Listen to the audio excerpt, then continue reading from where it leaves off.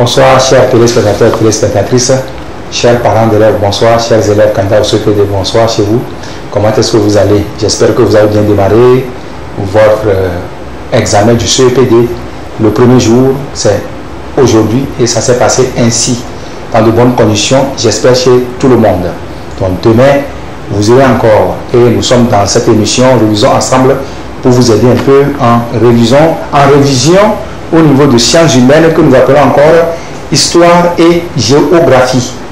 Donc, sans plus tarder, nous allons démarrer avec quelques questions de révision qui vont englober plusieurs choses et que nous allons décortiquer. Et à la fin maintenant, vous allez suivre les conseils pour accompagner ces 2 jours qui nous restent et qui sont devant nous demain et jeudi.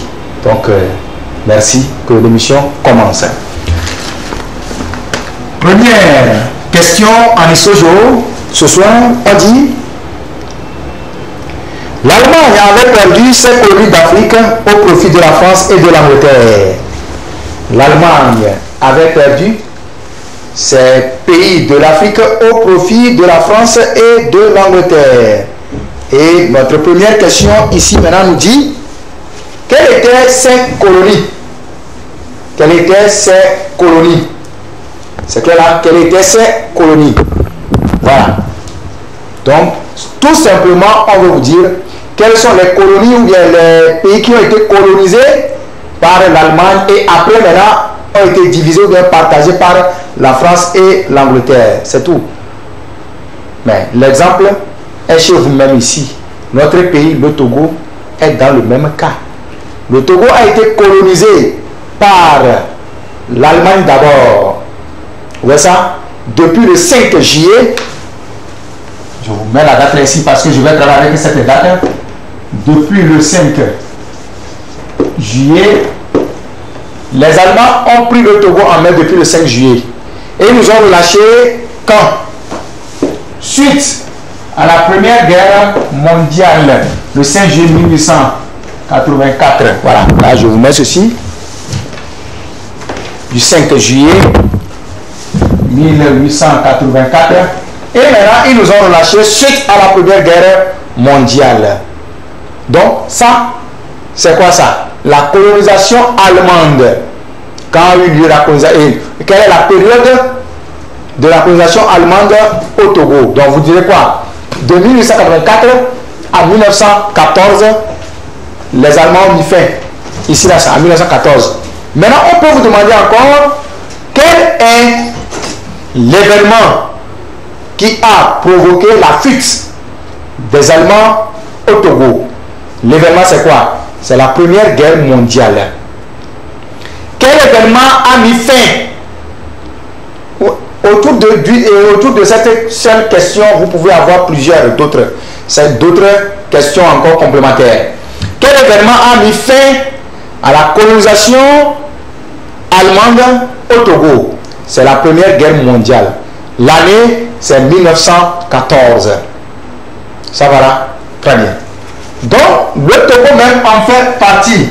Les colonies qui ont été partagées, qui ont été colonisées d'abord, les colonies colonisées ou bien dominées par l'Allemagne et après maintenant, qui ont été partagées par la France et l'Angleterre sont.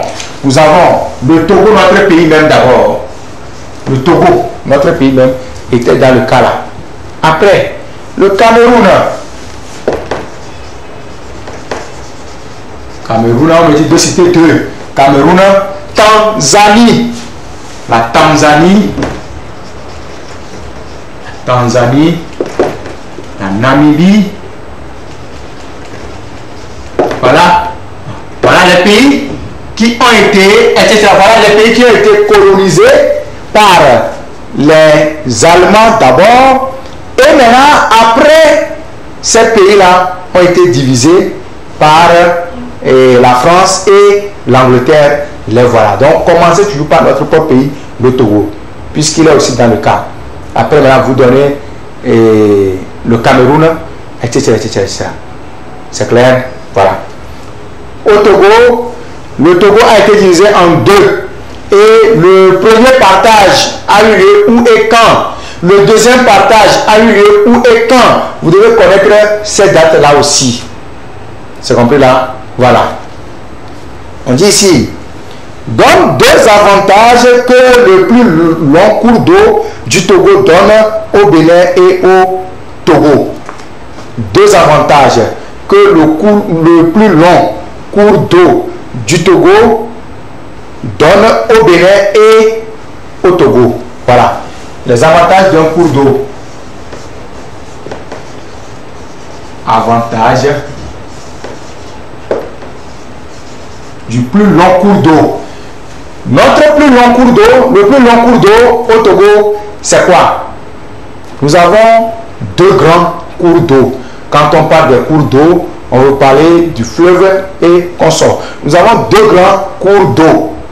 Les deux grands cours d'eau sont, vous avez le Mono et le fleuve et les fleuves. De point Mono et Oti. Les fleuves Mono et Oti sont nos deux grands cours d'eau. Les deux vastes cours d'eau au Togo. Nous avons le fleuve Mono et l'Oti. Ce sont des cours d'eau au Togo, ça. Mais on dit le plus long maintenant. Le plus long, on veut parler de la mesure de ces cours de là, ça. Le plus long, tu diras quoi? C'est le fleuve Mono. C'est le fleuve Mono. Quand vous dessinez le Togo, ainsi, il y a une partie qui vient comme ça. Voilà. Donc le fleuve Mono maintenant passe par ici. Comme ça. Et ça descend là-bas. Voilà, c'est là que tu mets là-bas Mono. Mono. Voilà le fleuve Mono là, ça. C'est ici le fleuve Mono. C'est lui qui est le plus grand cours d'eau. On va comprendre là. Donc le plus grand cours d'eau au Togo, c'est le fleuve Mono. Donc on nous dit les avantages du fleuve Mono maintenant. Deux points. Les avantages du fleuve Mono. On y va. Quels sont les avantages du fleuve Mono? Que le Togo et le Bénin profitent de ces avantages-là. On a quoi? Premièrement, ce que le fleuve Mono nous donne. Et vous nous suivez chez vous aussi à la maison avec la chose là. Sans le courant, tu peux suivre la télévision que tu suis actuellement. Sans le courant, tu peux brancher ton appareil pour aller sur YouTube et me regarder ici. Non, c'est parce que tu me vois sur YouTube, parce que tu avais le courant, tu as branché ton appareil et ça travaille avec ça chez toi à la maison. Chers élèves, vous me comprenez déjà? Donc, le plus grand avantage là-bas, c'est quoi? C'est, voilà, c'est le courant là, ça. Donc, le courant, qu'est-ce qui fournit le courant maintenant au Bénin et au Togo? C'est le barrage, l'implantation du barrage hydroélectrique de Nambeto. L'implantation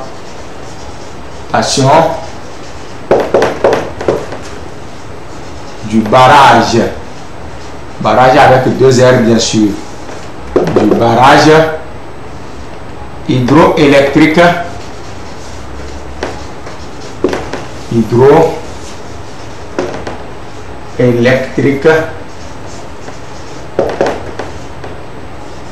de Nambeto. Voilà. L'implantation du barrage hydroélectrique de Nambeto. Nambeto est sur le fleuve Mono. Vous voyez ça? Lorsque à l'examen on vous demande de placer le barrage de Nambeto ou bien de localiser le barrage de Nambeto sur une carte du Togo, il ne faut jamais localiser ce barrage en l'air. Il ne faut jamais le faire. Vous avez tendance ou bien vous avez des fois tendance à nous placer le barrage de Nambeto en l'air. Un barrage ne se place pas en l'air. Les gens placent le barrage et ils font comme ça. Et laissent ça, comme ça. Ça te donne 0. Simplement, mais tu ne vas pas accuser le correcteur qui t'a donné 0. ça fait 0. Un barrage n'est pas n'est pas sur le sol. Un barrage n'est pas par terre, non. Le barrage s'implante sur un fleuve. Bon, le barrage, c'est sur le fleuve qu'on met le barrage. Autrement dit, lorsqu'on me demande, en tant candidat du CPD, lorsqu'on me demanderait demain, peut-être, je ne dis pas que c'est ça qu'on va te demander, non. Lorsqu'on me demande cela demain, je peux dire ceci. De placer le barrage de Nangueto, tu dois d'abord placer le fleuve Mono qui prend sa source dans les massifs de Tchaoudé et vient se jeter dans la mer à Grand Popo au Bénin. Donc je dois tracer d'abord le fleuve Mono. Après avoir fini de tracer le fleuve Mono, maintenant, je peux maintenant donner mon barrage de Nangueto sur le fleuve Mono. C'est sur le fleuve Mono qu'on place le barrage de Nangueto. On va placer le barrage de Nangueto en l'air. Même si on ne te demande pas le fleuve Mono, chers élèves, placez-moi ça. Placez-moi le fleuve Mono. Vous écrivez là-bas Mono et vous mettez ça, barrage de Nangueto. Voilà. Tu as tes points. Le fleuve Mono et barrage de Nangueto, tu as le point. Voilà. Alors, on continue. Le Togo Ok, c'est bon, c'est déjà mis. On dit 2 avantages, voilà, 2 avantages. Maintenant, on peut voir toi aussi.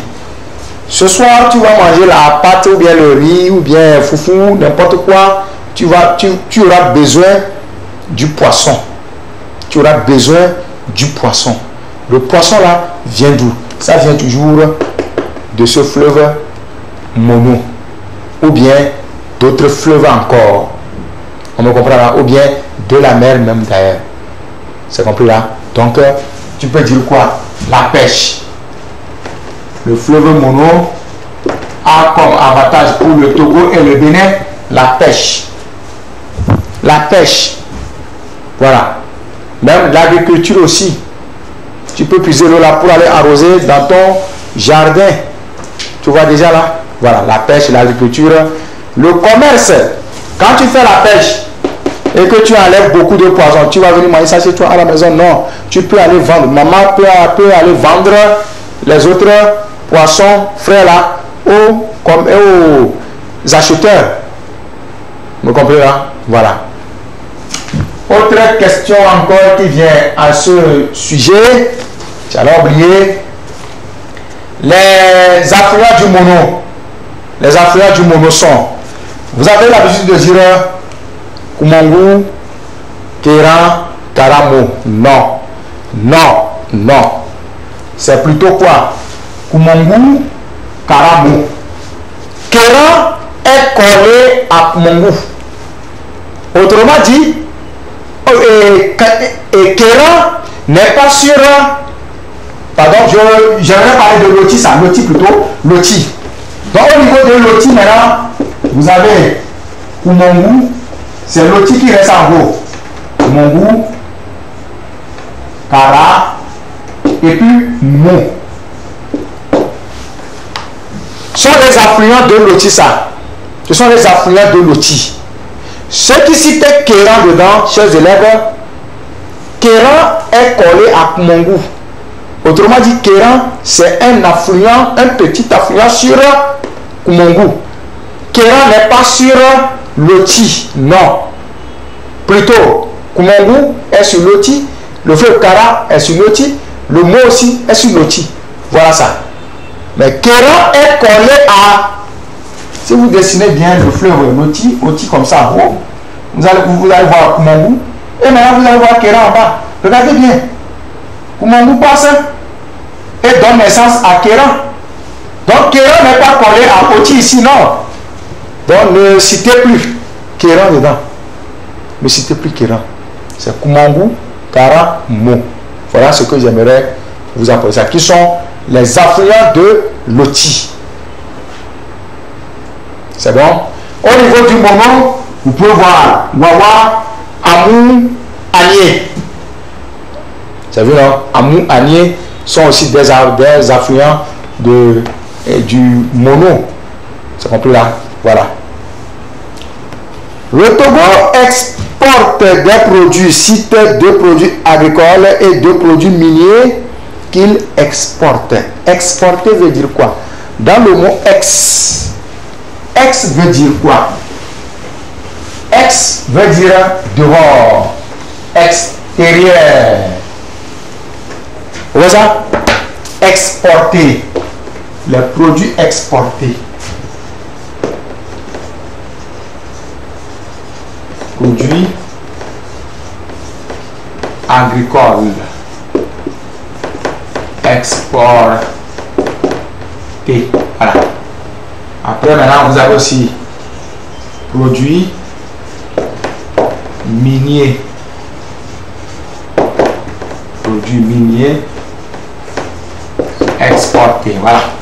Les produits agricoles que le Togo exporte et les produits miniers que le Togo exporte toujours. Ex veut dire ce qui est dehors. Extérieur veut dire c'est dehors. Maintenant, son contraire, c'est quoi? Intérieur, ça veut être dedans ça. Vous voyez ça? Exporter, son contraire, c'est quoi? Importer, ça veut être dedans. Maintenant, ici, on me dit de exporter. Les produits exportés, c'est les produits que le Togo fait sortir de notre pays. Ces produits-là sortent du pays. Voilà. C'est vrai, non? C'est chez nous, on les prend et on les amène maintenant ailleurs. Ce sont des produits exportés du Togo, ça. Maintenant, ici, on parle de agricole. Quand tu entends les produits agricoles, ça veut dire que les produits qui sont enlevés au champ. C'est les produits du champ qu'on appelle les produits agricoles. Les produits du champ que le Togo amène ailleurs. Vous voyez, non? Voilà.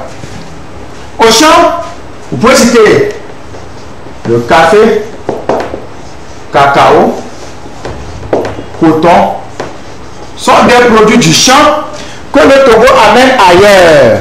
Le café, cacao, on va les amener ailleurs et on va vous apporter maintenant d'autres choses fabriquées avec café, cacao là. Chocolat, choco-milk, choco-bon, et ce que vous appelez communément Milo là. Voilà. Nous comprenons. Donc on prend les deux là, on amène ailleurs et on vous fait des chocolats pour vous apporter. Viva Café, tout ça là, ça vient les deux là, comprend. Et on vous apporte. Et vous mangez ça correctement sans même se rendre compte que c'est chez vous. Ça a quitté avant d'aller chez eux. Le coton, on va amener ça ailleurs, dans un autre pays, où on va nous faire quoi? Les pagnes avant, les pagnes tissus, les pagnes, tout ça là. Les pagnes maintenant, on va revenir nous vendre ici. Et vous portez que maman m'a payé le pagne quand au moment où j'allais passer mon examen du CPD. Et j'ai réussi. Et voilà ce que maman m'a offert comme cadeau, un pagne. Le pagne là, c'est le coton des cultivateurs togolais ici là, qu'on a envoyé ailleurs. On a pris pour faire pour nous envoyer, pour nous vendre encore. Voilà, c'est simple. Les produits miniers exportés. Quand on parle des produits miniers, ce sont des produits qu'on extrait du sous-sol. On les extrait du sous-sol. En bas, on creuse comme on creuse le puits. Hein? On creuse la terre comme on est en train de creuser, de faire le puits. Et on va aller trouver maintenant ces produits miniers là. C'est dans le sous-sol. On comprend là. Les produits miniers là sont. On va les citer avec. Là-bas, nous allons dresser un petit tableau avec notre règle. On va dresser rapidement un petit tableau puisque je vais vous mettre tout dans le tableau là pour que vous puissiez être au courant de ce qui se passe. Merci. Alors,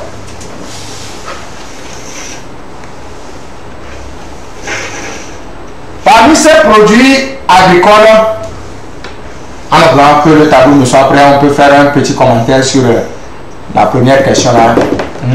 Parmi ces produits agricoles là, vous pouvez avoir aussi quoi? Et les produits industriels, agricoles industriels. Nous comprenons? Ces produits agricoles peuvent être aussi industrialisés.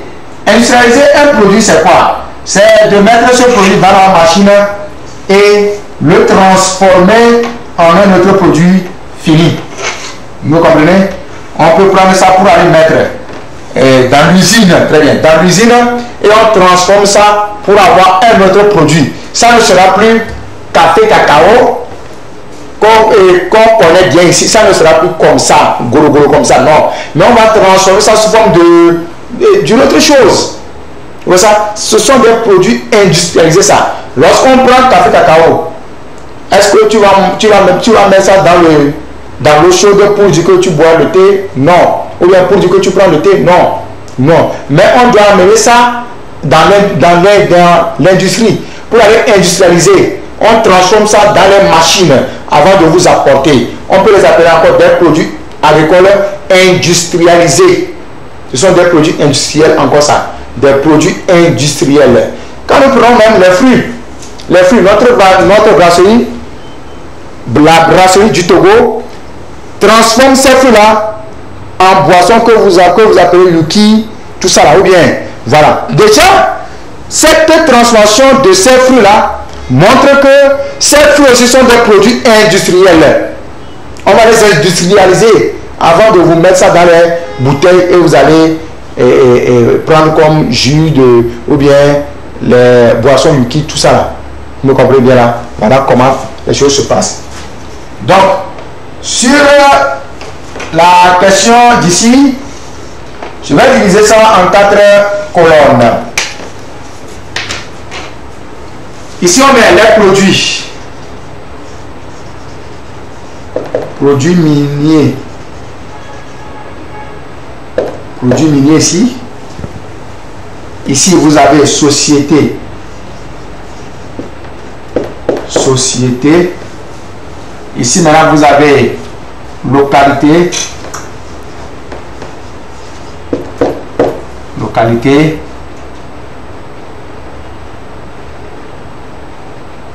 Oui. Ici, maintenant, vous aurez... Bon, ok. Société, usine.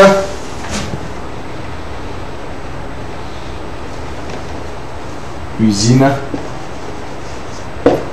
Les usines, bien sûr. Et puis, localité, c'est à la place. Allons-y maintenant.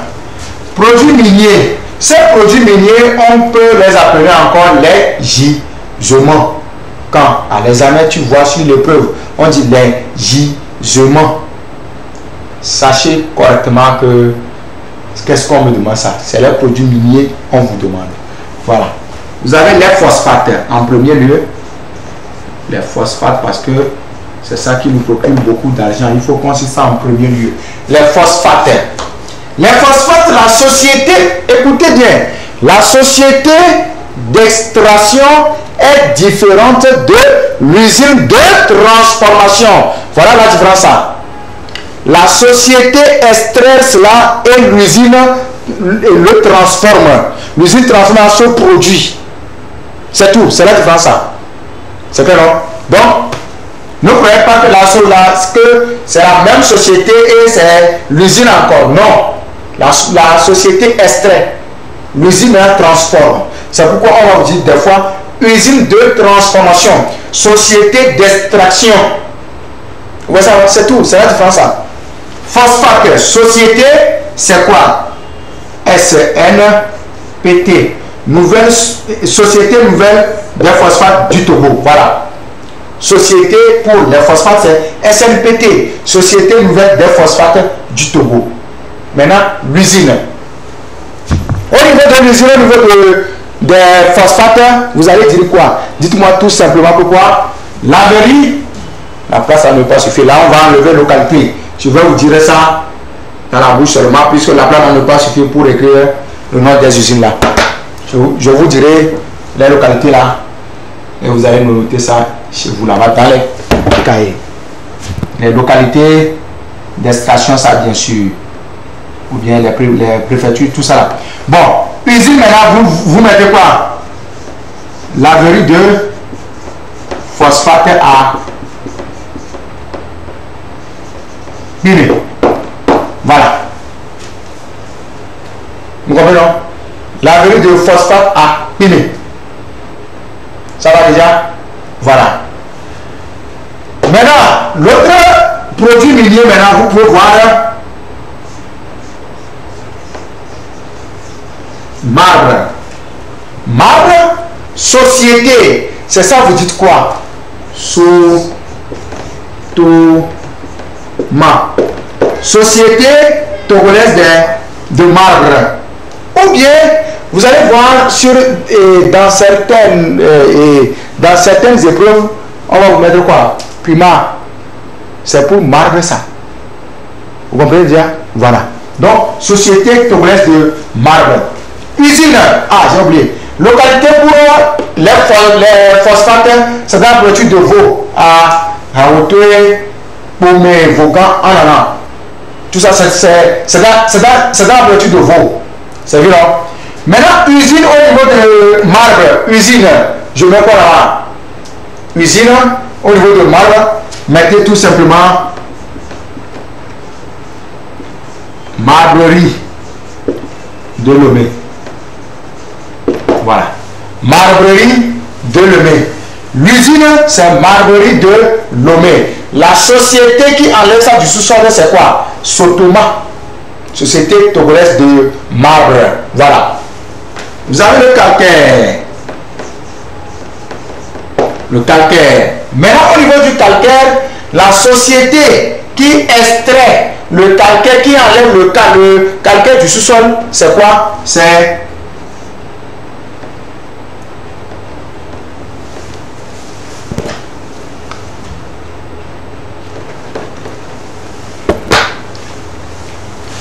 Simtogo ou bien Wassem. Voilà. Simtogo ou bien Wassem. Ça, c'est la société, ça. Maintenant, au niveau de l'usine, on met quoi?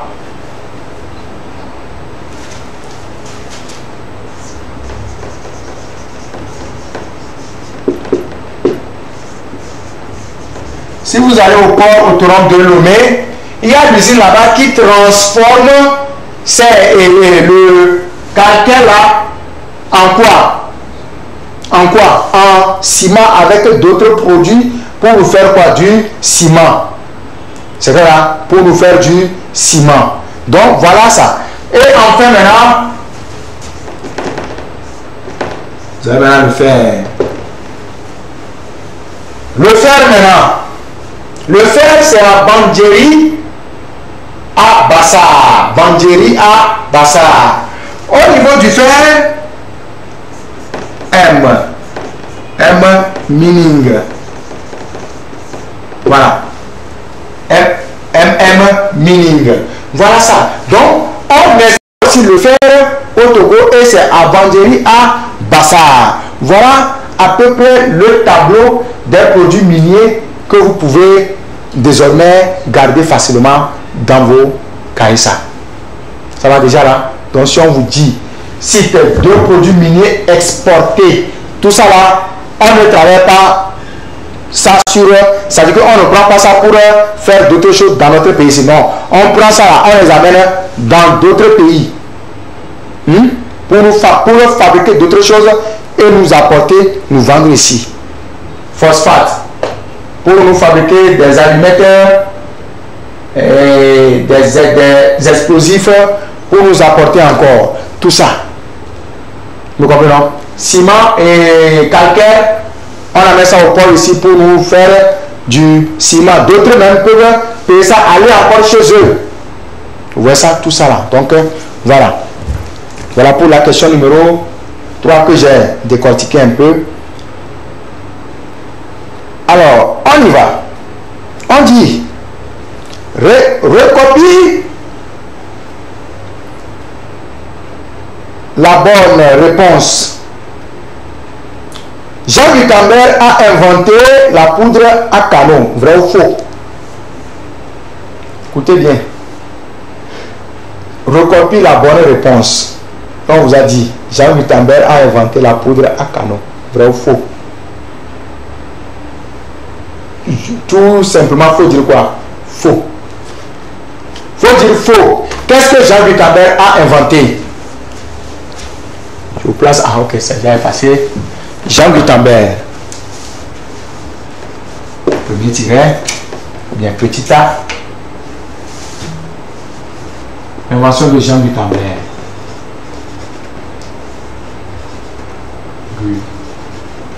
Gutenberg. C'est un nom allemand. Ici, là, c'est N. Le plus souvent, nous mettons M, M, M. Non. Si c'est un nom français, c'est en français que la règle là va jouer son rôle ici. Mais ici, ce n'est pas un nom français. Hein? Donc, ici, là, ça devient maintenant N. C'est un nom allemand. Donc, Jean Gutenberg, ici, doit être N. N, ce n'est pas M, c'est N. Si c'est dans notre langue en français, il y a une règle qui dit N devant B, N là devient M. Mais ici, ce n'est pas un nom français. Non. Donc, cette règle-là ne joue pas son rôle ici. Donc, Jean Gutenberg, il a inventé quoi? L'imprimerie. Voilà. C'est l'imprimerie que Jean Gutenberg a inventé en 1450. L'imprimerie est l'œuvre de Jean Gutenberg. En tant qu'élève, quelle invention du 21e siècle as-tu besoin? Du 15e siècle plutôt. Quelle invention du 15e siècle as-tu besoin en tant qu'élève? Enlever le 21e siècle. Hein. 21e siècle, nous sommes dans le 21e siècle. Ça, donc, nous sommes déjà à un temps plus élevé. Donc, quelle invention du 15e siècle? 1450, là, c'est le 15e siècle, ça. Quelle invention du 15e siècle as-tu besoin en tant qu'élève? Dis-moi toujours que tu as besoin de l'imprimerie. Pour faire quoi? Pour faire beaucoup de livres. Sans l'imprimerie, vous n'allez pas avoir vos livres. Vous comprenez, non? Les cahiers, on ne va pas les avoir. Vous voyez, voilà. Bon, on a parlé aussi de la boussole. On dit, la boussole permet la navigation en haute mer. Vrai ou faux?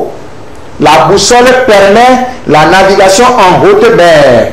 Vrai ou faux? Vrai. Vrai. Pour voyager sur la mer, tu as besoin de la boussole. Sans ça, tu vas te perdre. Est-ce que sur la mer, est-ce qu'il y a les plaques qu'on a mis là-bas? Rue Gaïtou, rue Telougan, rue Agoué-Sogo-Sito, rue tel, rue Télé2. Est-ce que sur la mer, là, on a placé des plaques là? Non. Ça, la boussole, tu vas te perdre, chers élèves. Vous voyez ça, non? C'est que quand on te pose une question, il faut bien faire les idées. Ah, on dit, la boussole peut nous aider quand on fait la navigation en haute mer. La boussole. À quoi sert la boussole d'abord? Ah, la boussole sert à s'orienter pendant le jour comme la nuit. À tout moment, quoi. À tout moment, je peux utiliser la boussole pour m'orienter. Ah, si c'est ça, sur la mer, il n'y a pas de flèches, il n'y a pas de panneaux, il n'y a pas de plaques. Mais quand je prends ma boussole et que la boussole indique toujours le nord, lorsque la boussole indique toujours le nord et que je la prends, déjà je peux voir le nord et m'orienter. Si je m'en vais vers l'est, là si le nord est devant moi, là, je saurai que à ma droite c'est l'est et je tourne maintenant mon bateau vers là et je prends ma direction jusqu'à aller chez moi. Vous voyez ça, non? Vous me comprenez déjà, non? Voilà. Alors, sur la mer, vous avez besoin de la boussole et du gouvernail. La boussole et du gouvernail sur la mer. Beaucoup de gens ne savent pas ce qu'on appelle le gouvernail. C'est comme volant de la voiture, mais on tourne ça. Sur les insignes du port autonome, sur le logo du port autonome de l'eau de Lomela, vous allez voir ça. C'est comme volant. On tourne ça. C'est ça qu'on prend pour tourner les bateaux. Voilà. Le gouvernail et la boussole, nous avons besoin de ça. Nous avons besoin de ça pour voyager en haute mer. C. Donc, ici, c'est vers le B. Le B qui dit la boussole. La boussole, c'est pour voyager en haute mer. Je dirais c'est vrai. Le C. L'imprimerie a permis le développement de l'éducation et de l'instruction. Qu'est-ce qui a permis le développement de l'éducation et de l'instruction? L'imprimerie. Vrai. L'imprimerie, sans l'imprimerie, on ne peut pas avoir des livres. Qui parle de l'éducation doit parler des cahiers et des livres. Je ne vais pas venir parler et puis partir. Non. Tout ce que je dis, certains élèves notent ça. C'est bon déjà. D'autres qui ne notent pas, bon, c'est bon aussi, ou bien. Ils sont en train de mémoriser dans la tête, ça ne fait rien. C'est vrai, non? Donc, quand tu as l'imprimerie, tu peux avoir les livres et les cahiers. C'est ça. Voilà. Donc, l'imprimerie permet le développement de l'éducation et de l'instruction. Tu diras oui, c'est vrai. Le gouvernail, la poudre à canot, la boussole sont des inventions du 15e, du 20e siècle. Vrai ou faux? Vrai ou faux? C'est faux. C'est faux. Le gouvernail, la poudre à canon, la boussole sont des inventions du 15e siècle, dans les 1400. On les a inventés dans les 1400, avant même la naissance de nos grands-parents, de nos aïeux. C'est dans les 1400 qu'on a inventé le gouvernail, donc pour naviguer sur la mer, la boussole pour s'orienter, la poudre à canot pour casser les grandes montagnes qui seront devant eux. Vous voyez ça? Voilà.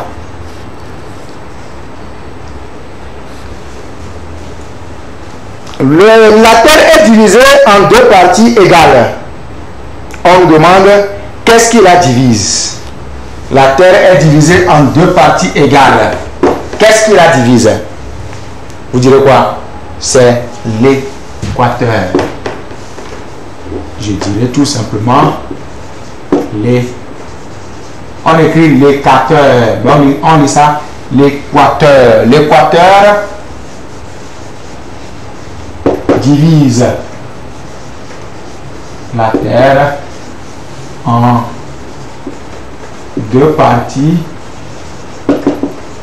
égales. Voilà ce qu'il faut dire. L'équateur divise la Terre en deux parties égales. On écrit équateur, mais on dit ça équateur. C'est comme tu veux lire quadrillage, quadrilatère. Tout ça, on écrit équateur, mais on dit ça équateur.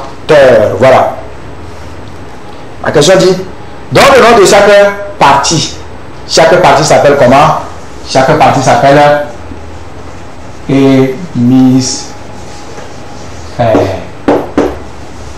Donc vous avez deux hémisphères, puisque l'équateur a divisé la Terre en deux parties, donc j'aurai deux hémisphères. Voilà. Voilà. Voilà. Maintenant vous avez l'équateur ici. En haut, la partie qui est en haut, on l'appelle comment? Hémisphère sud. Et la partie située en bas, là, c'est l'hémisphère nord. Voilà. Et les deux points, ce sont les pôles. Vous avez pôle nord et puis pôle sud. On peut vous demander aussi ce petit schéma de demain. On peut vous demander schéma du globe terrestre. Les amis, fais le rond. Divise le rond en deux parties. La ligne que tu as mis la ligne que tu as mise plutôt pour diviser le rond en deux parties s'appelle équateur. Le point d'en haut là, c'est le pôle nord. Le point d'en bas, c'est le pôle sud. Mais là, les deux parties s'appellent comme hémisphère. Et qu'est-ce que j'ai mis là? Hémisphère nord ici et hémisphère sud. Voilà. Voilà. Hémisphère nord qui se trouve en haut et l'hémisphère sud maintenant qui se trouve maintenant en bas. C'est tout. Simple.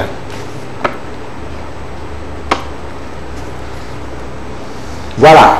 Sur une carte du Togo, trace la nation numéro 1 et indique les chefs-lieux des régions économiques traversées. Je vous ai déjà appris à faire la carte du Togo sur le rabat ici. Je vous ai déjà appris ça.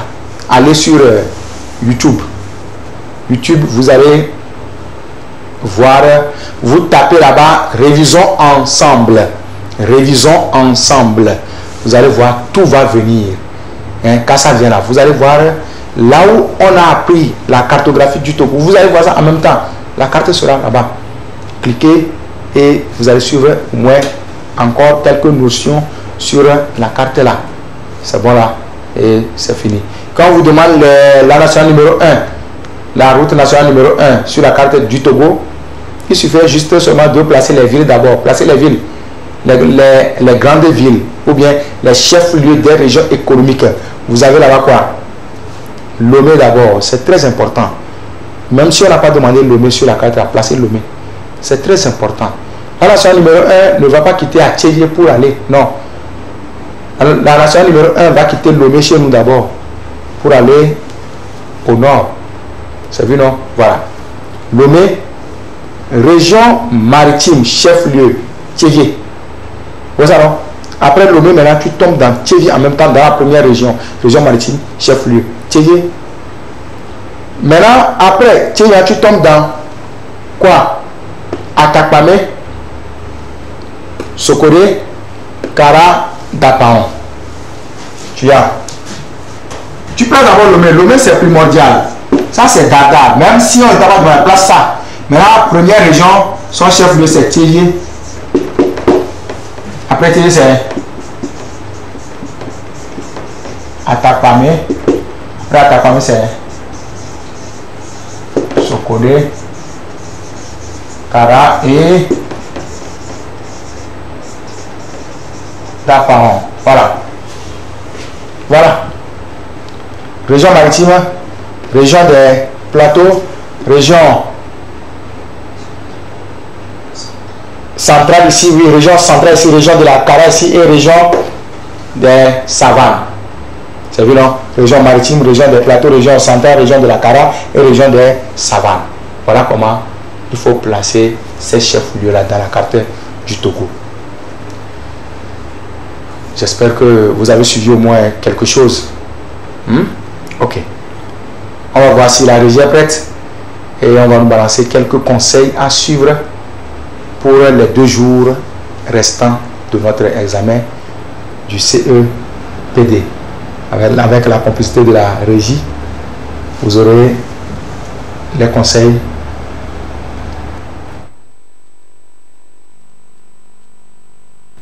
Merci aussi et tenez dur parce que après le premier jour, il y a parfois des relâchements. Les enfants peut-être découragés ou croyant bien faire, bon, commencent à s'amuser ou bien à se laisser et parfois le malheur leur arrive. Donc on a toutes les discussions pour l'encadrement de ces enfants. À nous, enseignants, si je devais encore ajouter quelque chose pour vous, faites tout pour les rassurer pour le 2e jour. Quelques petits conseils au niveau du premier vice-président de l'Alliance des professionnels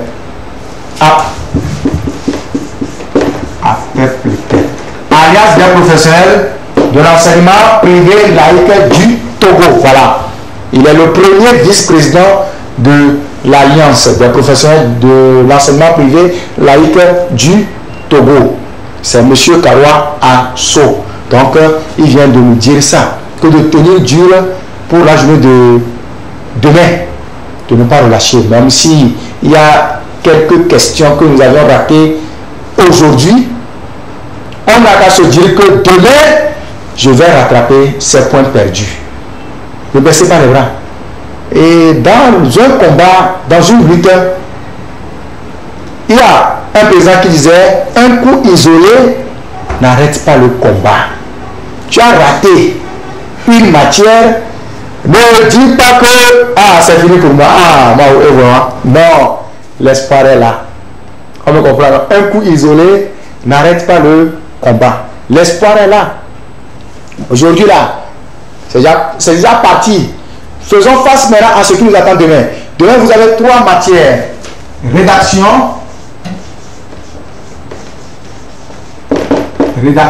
que nous avons tant fait ici. On a fait au moins 3 types de rédaction ici. On a fait la lettre, on a fait la description, on a fait la narration ou bien le récit ici. Au moins, on a fait 3 types de rédaction ici. Rédaction, après rédaction, vous aurez à faire le problème et l'histo-géo que nous venons de faire tout de suite, que nous appelons sciences humaines, rédaction que nous appelons je produis un texte et enfin maintenant problème que nous appelons comment je résous le problème. Voilà ce que vous aurez à faire demain ça. Tenez dur. Si vous avez raté ECM ou bien si vous avez raté calcul écrit, je sais que c'est ça qui vous dérange. Si vous avez raté calcul écrit de ce matin, n'ayez pas peur. Ce n'est pas la fin du combat. La lutte continue. Dites-vous que c'est fini, c'est passé, c'est passé. Je ferai tout possible. Si j'ai raté 5 points, je ferai tout possible pour qu'en rédaction, je puisse me rattraper. En quoi faisant? En ayant l'écriture appliquée. Je vous ai dit ici, en réaction, on note aussi l'écriture. La présentation est notée sur 20. Ton français que tu vas parler, le simple français que tu vas employer, aussi, c'est noté sur 10. Présentation sur 10. Devoir aussi noter sur 10, ça fait 20 points. Si tu arrives après au moins 18, 19, pourquoi pas 20? Tu as déjà comblé le trou vide là. Problème, je sais que vous allez faire. Vous allez faire. Je suis sûr, vous allez faire. Histo-géo, ça c'est 10, 10, 10, tout le monde 10. N'ayez pas peur, c'est clair, non? Donc demain soir, après le 18h, vous me verrez encore ici, demain soir à 18h. Sur ce, appelez-moi juste Monsieur Coco, Kwadegui. Et on se dit bye bye. Ça fait demain. Merci.